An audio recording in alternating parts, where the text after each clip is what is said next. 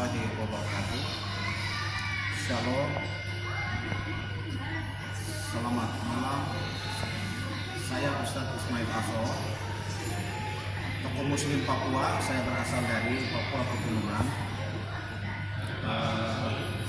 Malam ini ada beberapa hal yang saya ingin diketahui bersama publik, khususnya di Papua Pegunungan.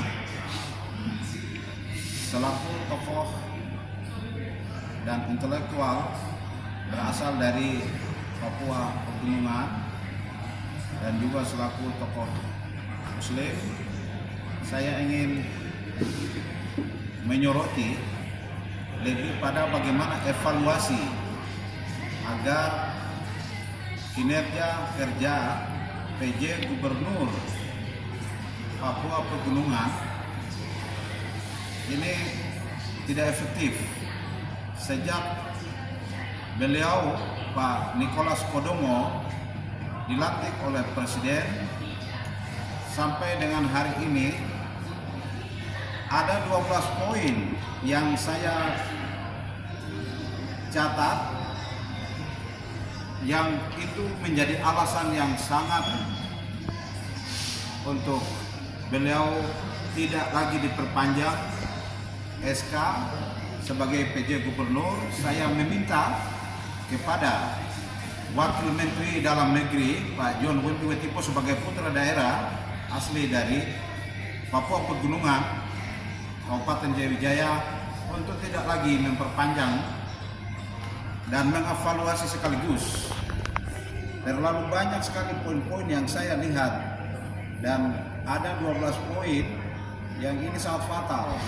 Selama sejak beliau dilantik menjadi PJ Gubernur Papua Pegunungan, jarang pernah ada di tempat. Misalnya 122 hari beliau hanya ada di Wamena, itu sekitar hanya 175 hari. Selebihnya ada di luar Semarang, Jayapura, sehingga semua tugas terabaikan. Bahkan contoh kecil untuk peletakan batu pertama pembangunan kantor Gubernur Provinsi Papua Pegunungan itu terabaikan. Belum lagi konflik-konflik yang terjadi di Papua, Kabupaten Pegunungan Bintang, Kabupaten Yahukimo, Kabupaten Duga. Banyak sekali koordinasi dengan para bupati ini sangat-sangat minim, sehingga keamanan, proses percepatan pembangunan, koordinasi dengan para bupati di seluruh Papua Pegunungan tidak berjalan efektif. Oleh sebab itu saya meminta kepada Wakil Menteri, Bapak Menteri Dalam Negeri Pak Tito Karnavian segera melakukan evaluasi dan tidak lagi untuk memperpanjang masa jabatan PJ Gubernur Papua Pegunungan. Dan dana cukup ini sangat dana dari sekian miliar dari dana ini luar biasa ya. Saya lihat habis dalam masa 129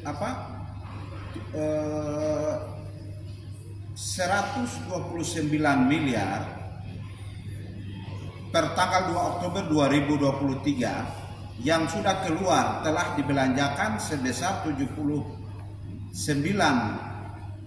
miliar rupiah. Nah, ini belum ada dialog, audiensi dengan masyarakat, upaya mediasi penanganan konflik di Kabupaten Duga, Kabupaten Yahukimo, Kabupaten Pegunungan Bintang. Namun uang-uang dimaksud digunakan untuk kepentingan PJ Gubernur Papua Pegunungan. Ini menjadi semacam kalau KPK ini menjadi sebuah temuan. Kemudian yang kedua itu PJ Gubernur Papua Pak Saudara Nicholas Kodomo ini merupakan seorang jaksa dalam penegakan hukum, ternyata berpotensi akan mencoreng nama baik institusi Kejaksaan Agung dalam penegakan hukum. Dalam masa kerja 66 hari kerja, 220 hari kerja di Papua Pegunungan bisa menghabiskan uang sebesar 79 miliar per Oktober 2023. Dan ini saya menduga bahwa laporan pertanggungjawaban atas belanja Rp 79 miliar ini dilakukan secara fiktif. Ketidaksepahaman antara PJ Gubernur dengan PJ Sekda yang diakibatkan kesewenangan pengelolaan keuangan yang berujung pada ketidakpercayaan PJ Gubernur terhadap PJ Sekda, sehingga beberapa kegiatan tidak jalan dikarenakan peran PJ Sekda tidak terlihat dan tidak dapat berbuat apa-apa. Hal ini semakin berjalan setelah PJ Gubernur menunjuk PLH Sekda yang baru, yang sampai dengan saat ini walaupun Kemendagri telah menolak permohonan tersebut dan kembali menunjuk saudara Sumule Tumbo sebagai PJ Sekda, tidak diberikan kewenangan sebagaimana mestinya seorang PJ Sekda. Kemudian alasan lainnya adalah banyaknya rotasi atau rolling pejabat yang dilakukan dengan beberapa OPD seperti Kepala Biro Umum, Kepala Dinas PUPR, Kepala Bapeda, Kepala Biro Pengadaan Barang dan Jasa, jabatan-jabatan lainnya eselon 3 dan eselon 4, dan anggota Pokja Pengadaan Barang dan Jasa yang syarat akan kepentingan yang pada akhirnya menyebabkan terhambatnya proses manajemen ASN yang akan ditetapkan paling lama selama 6 bulan. Kemudian penunjukan pejabat di lingkungan Pemda Provinsi Papua Pegunungan dilakukan sesuka hati dan tanpa mempertimbangkan peraturan perundang-undangan yang berlaku. Hal ini ditunjukkan dengan PLT Kepala Bapeda sebagai PLH Kepala BKPSDM Provinsi Papua Pegunungan. Bagaimana seorang PLT dijadikan PLH sedangkan yang definitif sudah ada? Semua syarat akan kepentingan pribadi saudara PJ Gubernur semata. PJ Gubernur dengan seenaknya juga mengangkat staf khusus yang dinamakan tim khusus gubernur tidak sebanyak 17 orang yang tidak memiliki dasar dan tidak dianggarkan dalam APBD tahun 2023.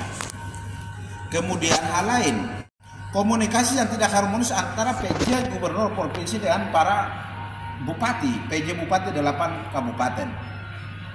Jadi sinergitas pembangunan ini tidak berjalan dalam rangka menyelesaikan persoalan-persoalan konflik, baik itu yang bersifat KKB atau separatis maupun hal-hal yang sifatnya kriminalitas penyakit sosial. Kemudian masyarakat khususnya Papua Pegunungan merasa tidak puas dengan kinerja Pak PJ Gubernur Papua Pegunungan. Oleh sebab itu saya mewakili seluruh tokoh dan juga masyarakat Papua Pegunungan meminta dan menghimbau kepada Wakil Menteri Dalam Negeri Pak John Wempi Betipo sebagai putra daerah dari Papua Pegunungan segera melakukan evaluasi dan tidak lagi memperpanjang SK penunjukan PJ Gubernur Papua Pegunungan. Demikian atas